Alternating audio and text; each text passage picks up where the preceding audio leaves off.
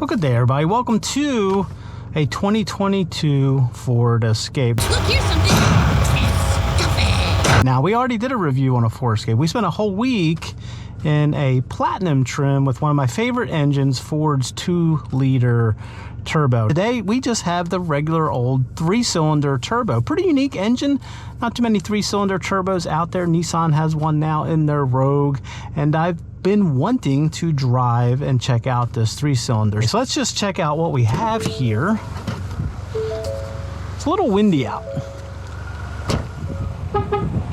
So rather than a platinum trim, we pretty much have a base trim here. This is just an SE. And I do have one issue with this SE, and that it's almost $30,000 and generally not that well equipped, but we'll get into that in a little bit. Now, one thing I will say is I've always liked the way Escapes looked. I know a lot of people out there are kind of down on this generation of Escape, but now I should mention Ford has just shown off their 2023. They have definitely fixed up some of the styling in the front here, but overall I've liked the way it looks. Now, one thing you'll have to agree on is, regardless of whether you like how it looks, this is not a huge looking crossover, but it packages very, very well.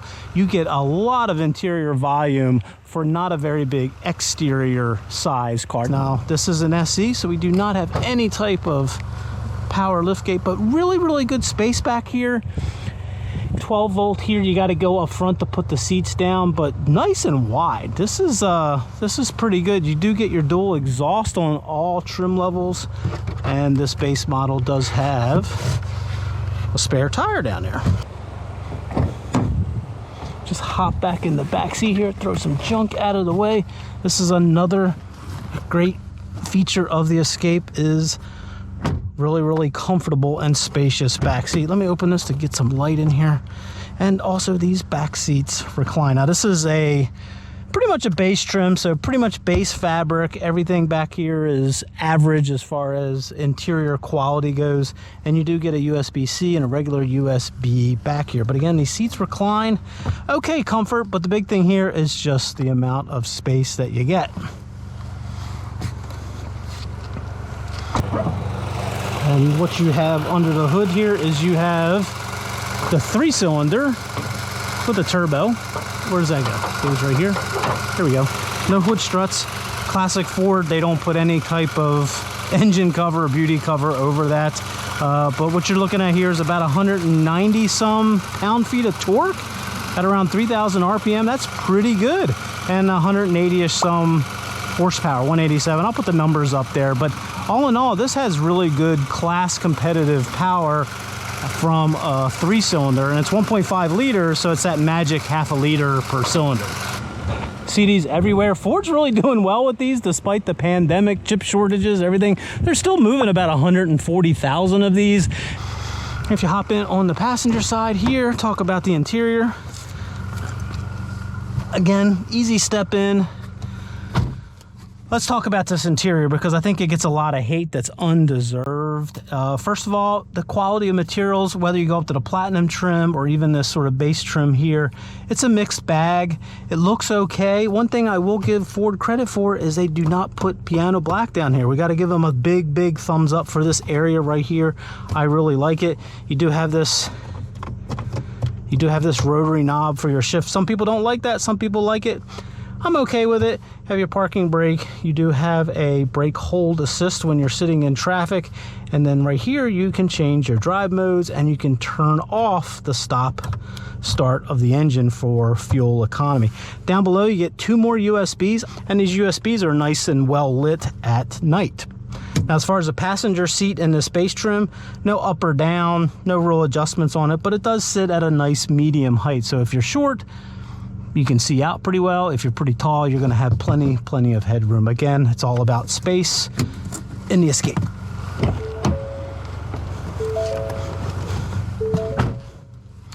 Now, pretty hard plastic steering wheel, don't like that.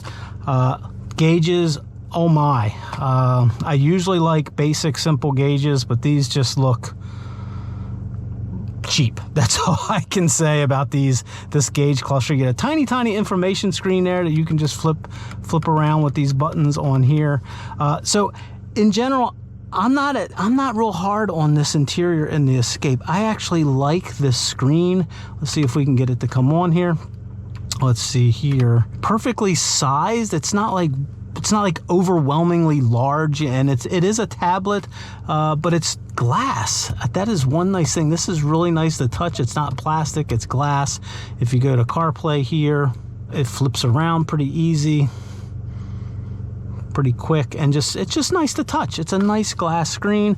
The other thing I like about what Ford has done here is they give you a nice quality, good size, feels really good to turn. Honda gets all the credit and Mazda get all the credit for the quality of their turning knobs, but this is pretty good. Same thing with the tune, and you get this menu button here. It's easy to go back and forth, and I can hit my clock, I like that, and hit it again, and I can blank the screen. So another big thumbs up for Ford in that area. You get nice big vents in here. Once you get down in this area, it gets a little rental car looking-ish as far as these materials, but again, the knobs feel and the buttons feel actually pretty good. A nice big storage area in here, no USB. So all in all, this has 2 C's and 2 regular USBs, and you do have a 12 volt down here. Down over here, you get your headlight control. We have those set to auto, and you do get nice buttons to adjust your screen brightness right there. All right, let's take a quick drive. Again, we're really here to find out how that 3-cylinder performs. Go ahead and put it in reverse. And one thing I do like about, again, going back to this screen, which is very high resolution, is the backup camera is very high resolution, and these steerable middle line along with the grid lines on the outside, that's actually pretty useful. I was trying to back up to the camera and get it right in the middle, and that came in really handy. Enough about that. Let's go ahead and get her rolling. Okay, first impressions of this 3-cylinder. You know, I really like it. It's got a lot of, it's a unique engine.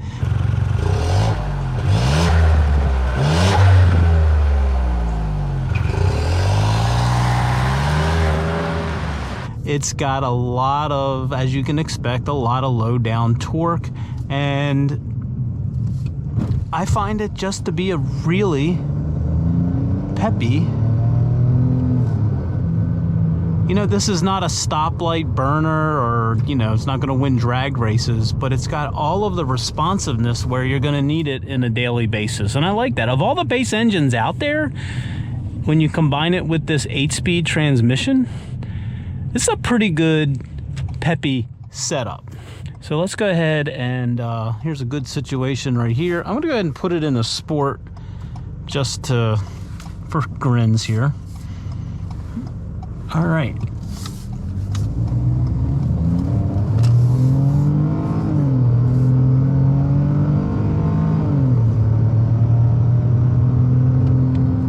All right, now maybe you noticed that.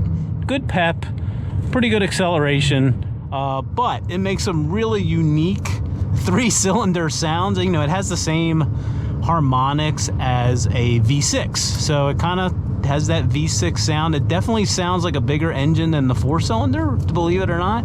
It's just a sound you're gonna have to want to learn to live with it, because at idle and as you wind this out, it gets a little gruff. So your drive modes, as you can see down there, you got sport, you got slippery, and then you have deep snow and sand, and it turns the traction control off. And then you got normal and echo. So we're just driving around in normal pretty much. The only thing that sport really does is it holds the gears.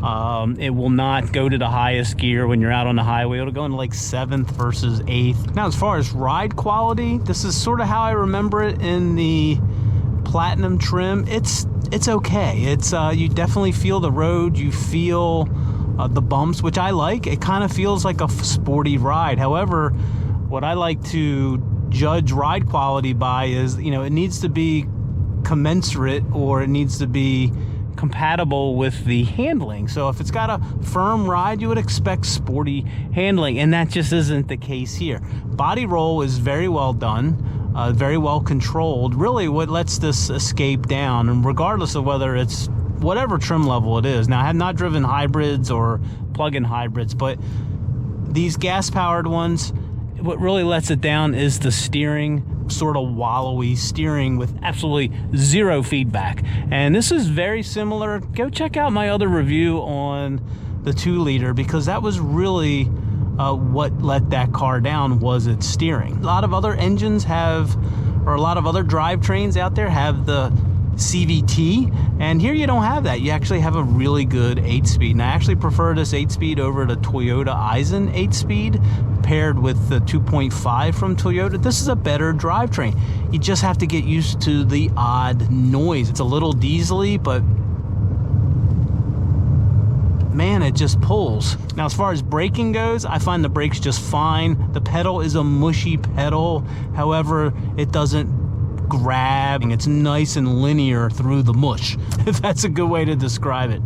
Now, as I putz along in traffic here, just a few other comments about the interior. It's actually really easy to use. It's really basic. It's really simple. So again, while I'm giving Ford a little bit of a hard time sometimes, it's basic and easy. There's not all that crazy stuff going on with touch screens and lack of buttons and things like that. So there's something to be said for that. All right, let's hop on the highway here and give her all she's got.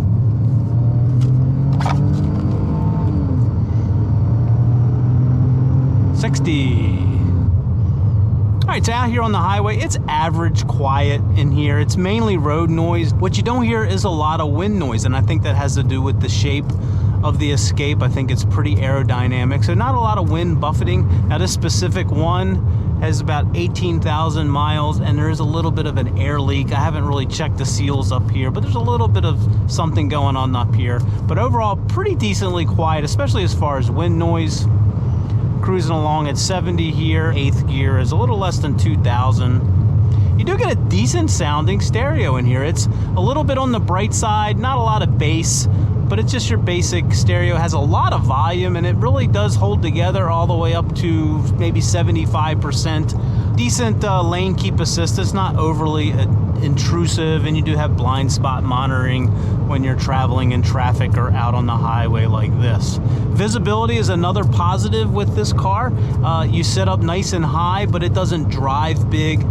The view out the back window is really good, and then there's really no blind spots. The only place I would pick at a little bit is this thick A-pillar here. This one does have the hood flutter that I've noticed in things like the Edge, the Accord, other Escapes. So you see the hood fluttering there a little bit.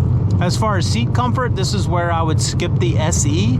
I would have to go up to the SEL because these SE basic seats, pretty firm, pretty hard. You know, short trips, they're fine, but really nothing going on as far as special support or anything in them. So for long trips, not sure these seats would hold up in this SE trim. However, this does cruise quite well. Again, you just feel that turbo torque. Do a little passing here. Up to 80, pretty quick. Yeah, the best way to describe this Escape is it just needs to go to finishing school. Now, fuel economy for this all-wheel drive 3-cylinder is 28 overall. That's pretty class competitive. I am just a data point of one, so just take this at face value. I have not got close to any of those values this week. I've driven about 300 miles in this Escape this week, and I've been averaging, ignore that 23.6, I measured it, I got about 25. And that was a lot of highway driving, so again, that's just me. Maybe it's something I'm doing with my lead foot, but it's one of the few cars I've driven where I just can't really get close to the EPA numbers. But other reviews I've seen, they've gotten really, really good highway numbers, but I'm just surprised with all the highway driving I've been doing that I haven't been doing better than I have been. All right, I do have a soft spot for the Ford Escape. I actually do like this 3-cylinder engine. It's just a little bit gruff, but it actually moves it around with a lot of ease. I just think that the 2-liter turbo is what makes this a more premium drive overall. So that's the engine I would stick with. Now, I would also recommend this 3-cylinder if I got better gas mileage this week, and I just didn't. And again, I don't know if that's just me, the way I'm driving, but I don't know. I just don't feel like the gas savings is worth the roughness and the gruffness of the engine. So I am rooting for the Ford Escape. I did look overnight to see what they've done with the 2023, and it looks like it's just all cosmetic, which is a shame because I think this could be really fun to drive. They actually have a good base to work with here because I do actually like how it looks. It's not too big, and it has great space inside. Now, if you're gonna seriously think about one of these in the used market, I would definitely say stick with the SEL trim. That's the one you're gonna wanna get because it's a better value. And you definitely wanna get it because it does have the better and more comfortable seats. But enough of that, we want to hear what you think. If you own a 3-cylinder, you own a 4-cylinder, there's also the Bronco Sport, which also has the same drivetrain. We want to hear from you, and if you have any questions about this Escape, please leave it in the comments below. And tell YouTube that you like this content, give it a big thumbs up, and we would love to have you subscribe. Again, thanks for watching today, and as always, have a great day, morning or evening, wherever you may be.